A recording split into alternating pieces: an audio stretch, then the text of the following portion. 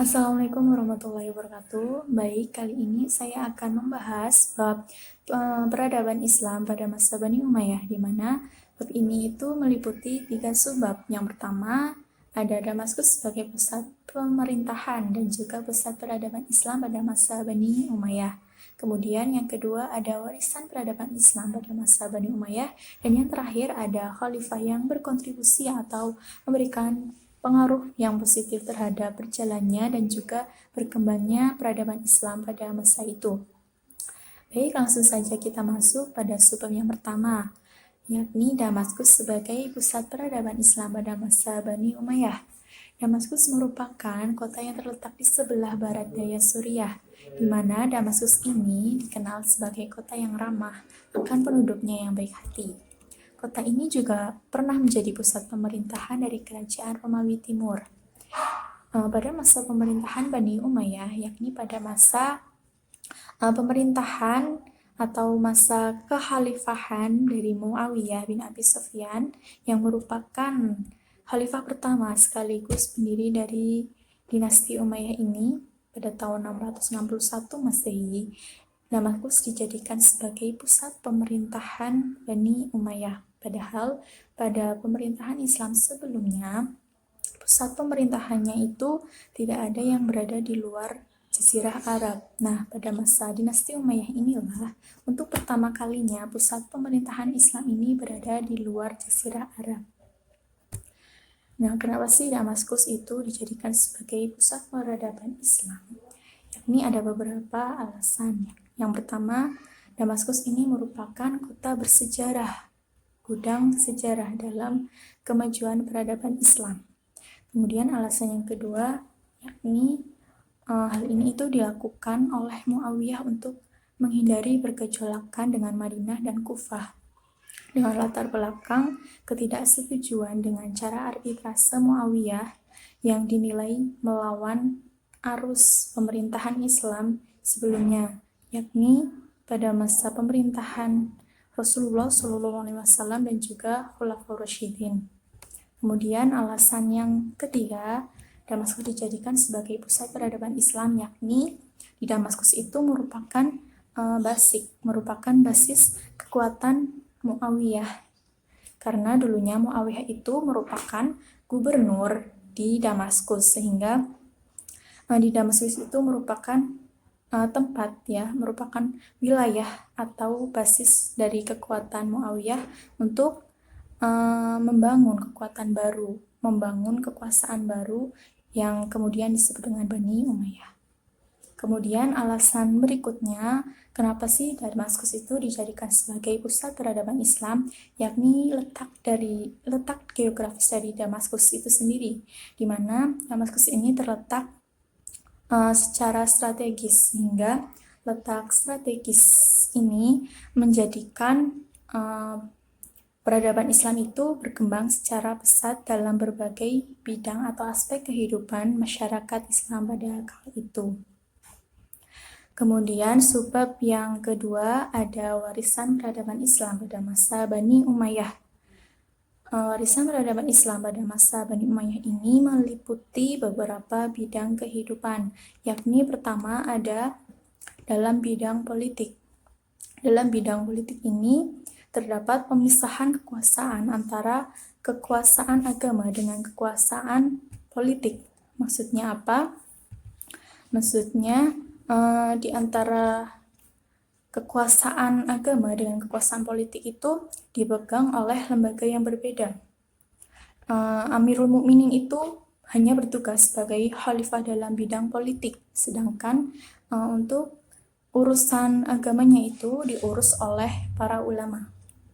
Untuk warisan peradaban Islam dalam bidang pemerintahan ada perubahan sistem pemerintahan, di mana pada masa Muawiyah ini sistem pemerintahannya itu berubah dari yang demokrasi menjadi sistem monarki hereditas atau kerajaan, di mana kekuasaannya itu diturunkan secara turun-temurun kepada keturunannya. Ya, padahal kan dulunya pada masa Rasulullah dan juga Khulafaur Rasyidin, sistem pemerintahannya itu berdasarkan asas demokrasi. Kemudian, sistem monarki hereditas ini diberlakukan sejak Muawiyah mengangkat anaknya, yakni Yazid bin Abi Sufyan sebagai putra mahkota. Kebijakan ini itu dipengaruhi oleh tradisi yang terdapat di bekas wilayah kerajaan Bizantium. Jadi sistem pemerintahan monarki hereditas ini dipengaruhi oleh tradisi di kerajaan Bizantium. Kemudian dalam bidang pemerintahan ini juga terdapat 4 diwan atau lembaga yang berdiri pada dinasti Bani Umayyah.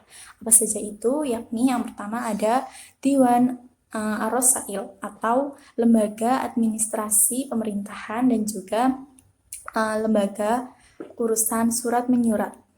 Lembaga ini mengurus surat-surat negara kepada gubernur dan juga pegawai di berbagai wilayah. Kemudian ada pula Diwan Kharaj atau lembaga yang mengurusi perpajakan yang dikepalai oleh Sohibul Kharaj yang bertanggung jawab langsung terhadap khalifah. Kemudian ada Diwan Jundi atau lembaga kemiliteran. Ya, Diwan ini itu bertugas untuk mengurus tentang ketentaraan negara. Ada juga yang menyebut lembaga ini itu merupakan departemen peperangan. Kemudian ada Diwan Hatam, lembaga dokumentasi. Departemen ini atau lembaga ini itu disebut juga sebagai lembaga pencatat, di mana setiap peraturan yang dikeluarkan oleh pemerintah itu disalin pada sebuah register, kemudian disegel dan dikirim ke berbagai wilayah. Kemudian ada Diwan Qadhi atau lembaga yudikatif, di mana lembaga Qadhi ini itu merupakan lembaga kehakiman yang dikepalai oleh ketua hakim atau yang disebut dengan Qatil Qudoh. Seorang hakim, Qadhi itu memutuskan perkara dengan ijtihad atau sungguh-sungguh dan berdasarkan hukum, yakni Al-Quran dan juga Al-Hadis. Kemudian dalam bidang pemerintahan juga Muawiyah ini menetapkan bendera merah putih sebagai lambang negara, di mana sebelumnya pada masa Khulafaur Rasyidin itu belum ada. Bendera ini menjadi ciri khas Daulah Bani Umayyah. Nah, sebelumnya tadi Muawiyah itu menetapkan bendera merah. Kemudian warisan peradaban Islam pada masa Bani Umayyah dalam bidang militer itu ada Undang-Undang Wajib Militer. Bani Umayyah ini memaksa orang untuk masuk tentara, masuk ke militeran untuk membuat Undang-Undang Wajib Militer atau yang disebut dengan Nidam Tajnid Ijbari, di mana mayoritas orang-orangnya itu berasal dari orang-orang Arab. Kemudian ada juga futuhat atau ekspansi. Ekspansi ini merupakan perluasan daerah kekuasaan yang pada masa Bani Umayyah itu mencapai puncak keemasan pada masa Khalifah Umar bin Abdul Aziz, yakni Khalifah ke-8 Bani Umayyah, di mana pada fase ini Islam itu berkembang hampir di penjuru dunia seperti di wilayah Asia Tenggara, di Asia Timur, kemudian di Afrika Utara hingga Andalusia atau yang sekarang ini disebut sebagai Spanyol. Kemudian berkembang pula di India dan juga Persia. Pada fase perluasan wilayah Islam ini berjalan lancar sesuai harapan. Kemudian warisan peradaban Islam dalam bidang ekonomi ini meliputi yang pertama, sumber pendapatan dan pengeluaran pemerintahan, di mana input dan juga output pemerintahan ini berasal dari dharaib atau kewajiban yang harus dibayar oleh warga negara. Di samping itu, bagi daerah-daerah yang baru ditaklukkan, terutama yang belum masuk dalam Islam, ya, ditetapkan pajak istimewa. Namun pada masa Umar bin Abdul Aziz, pajak untuk non-muslim ini dikurangi, sedangkan jizyah atau hadiah bagi muslim ini dihentikan. Kebijakan ini mendorong non-muslim untuk memeluk agama Islam. Kemudian dalam bidang ekonomi pula, Umayyah ini telah memberikan tumpuan terhadap pembangunan sektor pertanian dengan memperkenalkan sistem pengairan atau irigasi guna meningkatkan hasil pertanian. Setelah Bani Umayyah berhasil menaklukkan berbagai wilayah, jalur perdagangan juga semakin lancar. Ibu kota Basrah di Teluk Persi pun menjadi pelabuhan dagang yang ramai dan juga makmur. Begitu pula di kota Eden. Ada pula dalam bidang ekonomi ini, kemajuan peradaban Islam ini dicapai pada masa Abdul Malik, di mana pada masa ini itu dicetak sebuah mata uang ya secara teratur. Pembayaran diatur dengan menggunakan mata uang ini. Meskipun pada masa Umar bin Khattab ini sudah ada mata uang, namun belum begitu teratur. Ada pula warisan peradaban Islam pada masa Bani Umayyah dalam bidang sosial, yakni meliputi panti sosial penyandang cacat, di mana panti sosial ini menyediakan pelayanan khusus untuk orang cacat, kemudian orang buta, dan juga orang lumpuh, di mana orang cacat ini diberi gaji, kemudian orang buta diberikan penuntun, dan juga orang lumpuh itu disediakan perawat. Kemudian panti sosial ini itu didirikan pada masa Khalifah Walid bin Abdul Malik. Beliau juga mendirikan bangunan khusus untuk pengidap penyakit kusta agar mereka itu mendapatkan pelayanan kesehatan yang layak sesuai standar. Kemudian ada pula kesetaraan antara Muslim Arab dengan Muslim non-Arab atau yang disebut dengan kaum Mawali, di mana hal ini itu dilatar belakangi karena Muslim Arab itu menganggap bahwa mereka itu lebih baik dan lebih pantas memegang kekuasaan daripada kaum Mawali atau Muslim non-Arab. Karena dulunya Mawali ini merupakan budak tawanan dari perang yang dimerdekakan. Ada pula warisan peradaban Islam dalam bidang budaya. Ini terjadi karena adanya interaksi atau kontak antara bangsa-bangsa Muslim Arab dengan negeri-negeri taklukan yang terkenal memiliki tradisi luhur seperti Persia, Mesir, Eropa, dan sebagainya. Nah, interaksi ini itu melahirkan kreativitas baru yang menakjubkan di bidang seni, terutama sastra dan juga arsitektur. Nah, dalam bidang ini itu dibangun majelis sastra, di mana majelis sastra ini merupakan tempat atau balai pertemuan untuk membahas kesusastraan dan juga tempat berdiskusi mengenai urusan politik. Majelis ini hanya ditujukan pada sastrawan dan juga ulama yang terkemuka. Kemudian ada pula arsitektur, di mana arsitektur ini terrealisasi pada masa Khalifah Walid bin Abdul Malik, di mana pada masa itu dibangun sebuah masjid agung yang terkenal dengan sebutan Masjid Damaskus. Kemudian ada Kubah As-Sahra di Yerusalem yang dibangun oleh Abdul Malik, yang merupakan bangunan masjid yang pertama kali ditutup dengan kubah. Kemudian ada pula warisan peradaban Islam pada masa Bani Umayyah ini dalam bidang pendidikan, di mana dalam bidang ini itu didirikan sebuah lembaga pendidikan, yakni ada Kutab.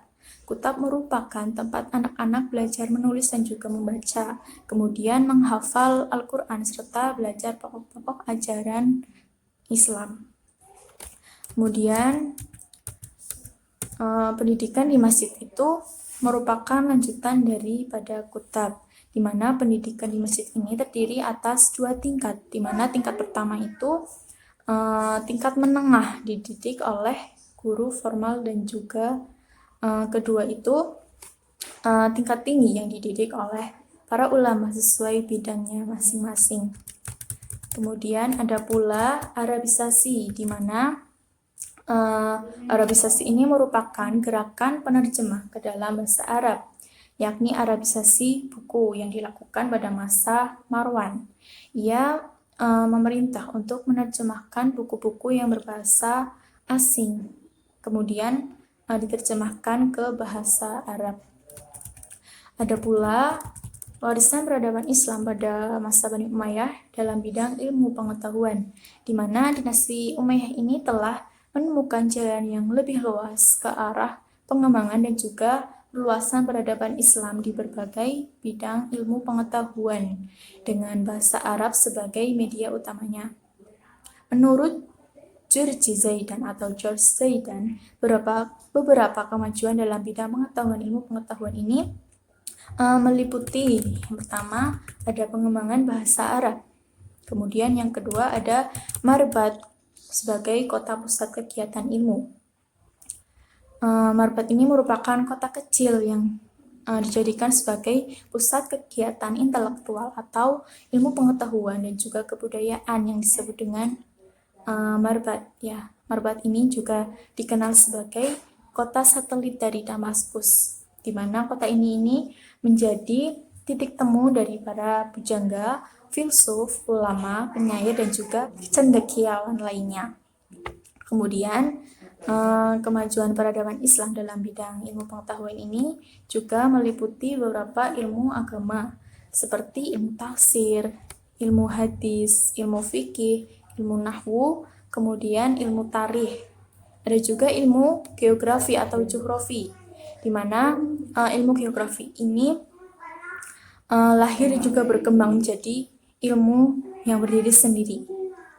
Kemudian ada pula penerjemahan, di mana pada masa Bani Umayyah ini dimulai penerjemahan buku-buku ilmu pengetahuan dari bahasa-bahasa lain ke dalam bahasa Arab. Upaya penerjemahan buku-buku ini dipelopori oleh Khalid bin Yazid.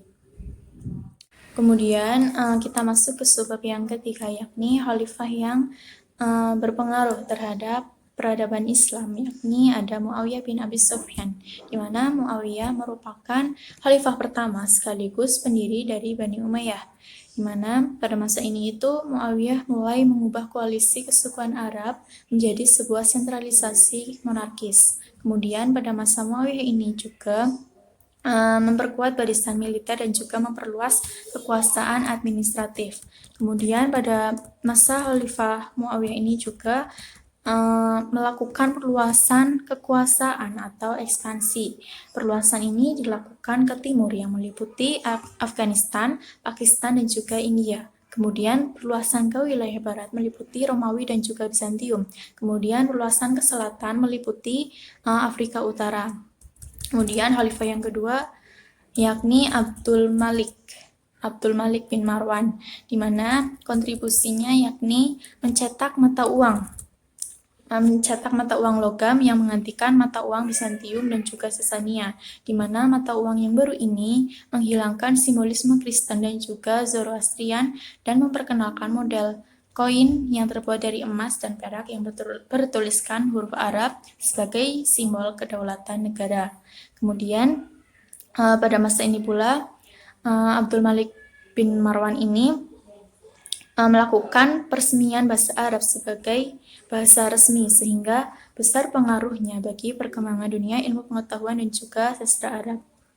Kemudian pada masa Abdul Malik ini didirikan pula Masjid Sahro, di mana masjid ini didirikan di tempat peribadatan Yahudi kuno.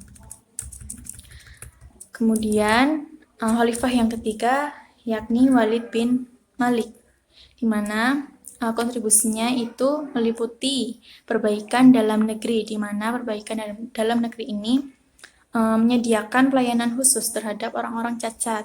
Kemudian memperbaiki fasilitas jalan raya, terutama Hijaz, Mekah, Madinah bagi jamaah haji dengan fasilitas yang memadai. Kemudian membangun Masjid Umayyah di Damaskus dan juga merenovasi Masjid Nabawi di Madinah. Kemudian pada masa Khalifah Walid bin Malik ini juga melakukan perluasan kekuasaan atau ekspansi, di mana penaklukan wilayah tengah ini dilakukan. Kemudian Wilayah kekuasaan kerajaan Romawi di Asia Kecil ini juga meliputi ibu kota Konstantinopel serta perluasan ke beberapa pulau di Laut Tengah. Kemudian penaklukan wilayah Afrika Utara juga. Kemudian wilayah Afrika Utara sampai ke pantai Atlantik dan menyeberangi Selat Gibraltar. Kemudian penaklukan wilayah Spanyol, ya, wilayah Spanyol atau Andalusia. Kemudian khalifah yang keempat ada pula Umar bin Abdul Aziz, di mana pada masa khalifah Umar ini perbaikan dan juga peningkatan dalam negeri yang berada dalam wilayah Islam ini lebih diutamakan daripada penambahan perluasan kekuasaannya. Nah, hal ini berarti bahwa pembangunan dalam negeri ini merupakan prioritas dalam roda pemerintahannya. Ada pula kontribusi Umar dalam menunjang perkembangan atau berjalannya peradaban Islam pada masa itu, antara lain yang pertama yakni kodifikasi hadis. Ya, kodifikasi hadis ini merupakan upaya pembukuan hadis-hadis yang sebelumnya tidak dilakukan secara sistematis. Jasa inilah atau kontribusi inilah yang begitu monumental atau bersejarah sampai sekarang yang patut dikenang. Kemudian kontribusi yang kedua yakni ukhuwah Islamiyah antara Muslim Arab dan juga Muslim non-Arab atau Mawali. Beliau menyadari bahwa mayoritas etnis terhadap etnis lain adalah merupakan suatu anakronistik. Oleh karena itu, antagonisme antara Muslim Arab dan juga non-Arab ini segera beliau hapuskan dan juga menjadikannya sebuah ukhuwah Islamiyah yang universal. Kemudian kontribusi lainnya yakni persamaan penetapan pajak, di mana beliau ini menetapkan bahwa pajak bukanlah sebuah fungsi dari status individual, melainkan Khalifah Umar ini memberlakukan prinsip baru dalam sistem perpajakan yang didasarkan atas persamaan antara Muslim Arab dengan Muslim non-Arab. Keduanya wajib membayar pajak tanah mereka secara penuh. Kemudian Khalifah yang kelima yakni ada Hisham bin Abdul Malik, di mana pada masa Khalifah Hisham ini terjadi pembangunan dalam negeri dengan meliputi menata administrasi pemerintahan dan juga keuangan secara stabil, kemudian membangun irigasi untuk pertanian, kemudian ada membangun pusat kerajinan sutra, membangun pabrik pembuatan pakaian tentara, kemudian membangun pabrik-pabrik senjata, dan juga mengembangkan usaha peternakan. Kemudian kontribusi lainnya yakni ada kemiliteran, di bidang kemiliteran. Beliau mengirimkan pasukan-pasukan untuk menumpas pemberontakan yang ada. Dapat disimpulkan bahwa Damaskus ini sebagai pusat peradaban Islam yang dilatar belakangi oleh beberapa hal yang dipertimbangkan secara matang oleh para khalifah Bani Umayyah. Selain Damaskus merupakan kota yang begitu penting, yang menyimpan segudang sejarah, letak geografis kota ini juga begitu strategis sehingga dapat menunjang perkembangan peradaban Islam dalam berbagai aspek kehidupan Islam pada kala itu. Kemudian Damaskus juga menjadi alternatif pemindahan ibu kota kekuasaan karena disitulah basis kekuatan Muawiyah itu ada. Kemudian pemindahan ibu kota pemerintahan dari Madinah ke Damaskus ini telah membawa pengaruh positif terhadap berjalannya dan juga berkembangnya peradaban Islam, sehingga tidak heran jika Damaskus ini dijadikan sebagai kota sentralisasi atau pusat peradaban Islam, meskipun kekuasaan Islam dalam kepemimpinan Bani Umayyah yang berlangsung selama kurang lebih 90-an tahun ini dinilai berlawanan dengan kebijakan Nabi Muhammad SAW dan juga para khalifah sebelumnya. Namun bagaimanapun pula, Bani Umayyah ini telah memperkenalkan dan juga mengembangkan lembaga-lembaga istimewa dari pemerintahan Islam.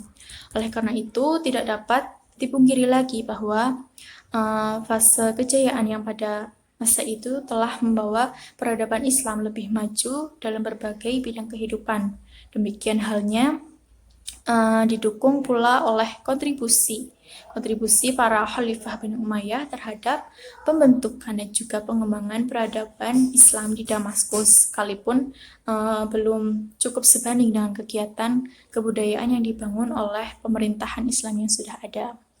Sekian dari saya, kurang lebihnya mohon maaf.